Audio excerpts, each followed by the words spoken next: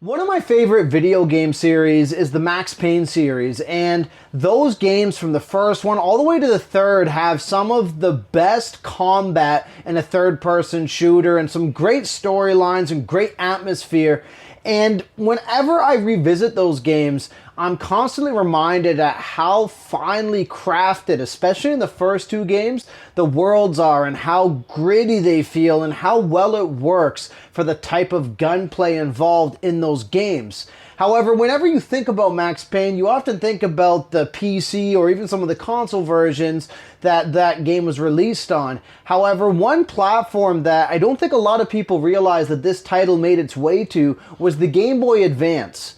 And one of the most fascinating things about this isn't just a weird offshoot or a weird side story version adapted to a portable device. This is essentially a port of the very first Max Payne game, obviously in a very different format. And I'm going to go over why I think this is an underrated gem on that platform and why you should check it out for yourself. So let's take a look.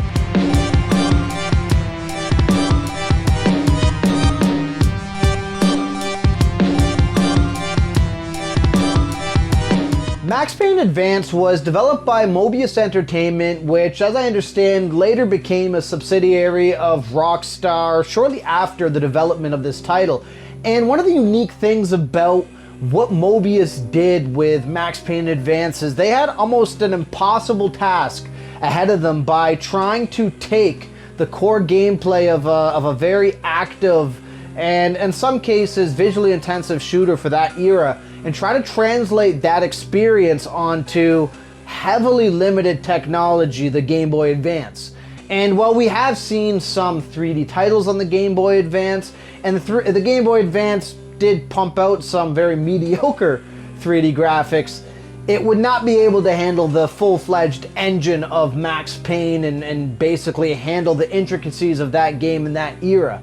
And so Mobius Entertainment took that concept of Max Payne and translated it a little differently. The game is played from an isometric view with 3D characters. So you have actual 3D characters in these environments, kind of like almost like the pre-rendered backgrounds in Resident Evil with the 3D characters walking through them on the PS1.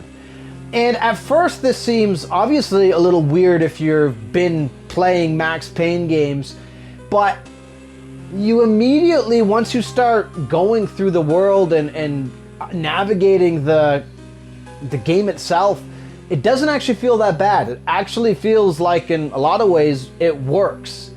And another thing that's interesting is the Game Boy Advance also only really had two face buttons you could use with your two bumper buttons. And this also makes for some unique choices that Mobius had to face, where you are a little limited in the different things you can do. So in other words, you don't have all the different selections that you would have on a PC, like your crouch ability and all those sorts of things, but you don't really need that for this type of title. So essentially your trigger, or your right bumper, I guess is the best way to put it, triggers Max Payne to do his slow-mo bullet time jump if you're moving in a direction for that to occur. And then your A button is essentially how you fire, and your B button is just a generic jump, and your left shoulder button allows you to do different weapon selections, and your select button is how you trigger painkillers to heal yourself.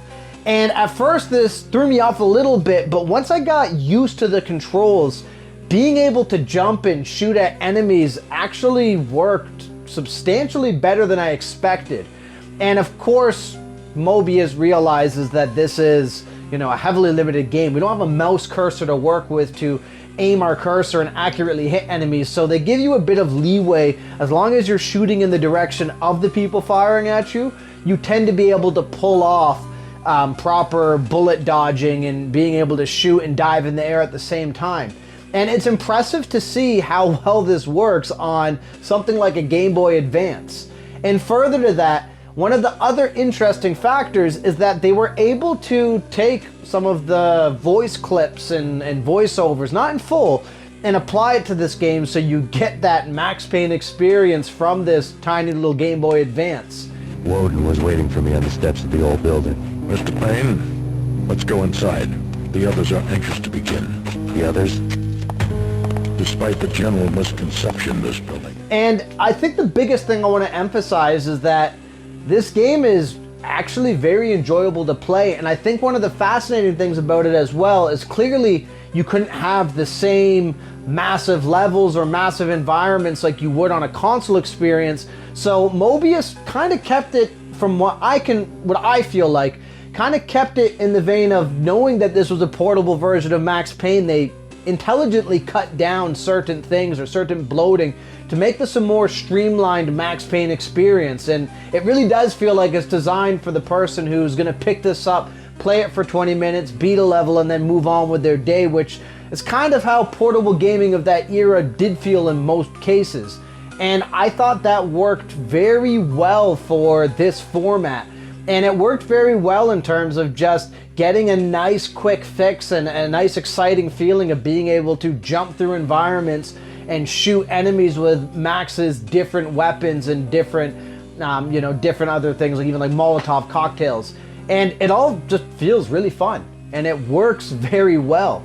And the other cool thing is Mobius also adapted all of the different comic book cutscenes into this. Now, of course, you don't have the same 3D cutscenes and all that sort of thing, but you do get all of the different comic book sections that people have come to love from the Max Payne format or the Max Payne series, and you have that in the palm of your hands. And I think that the fact that Mobius was able to make this feel like Max Payne, feel like a Max Payne game on such limited hardware seems almost impossible, but somehow it works really well. And I think even as a curiosity or even a novelty, this is worth exploring. This isn't a very long game. It took me about 2.5 hours, maybe 3 hours to actually beat.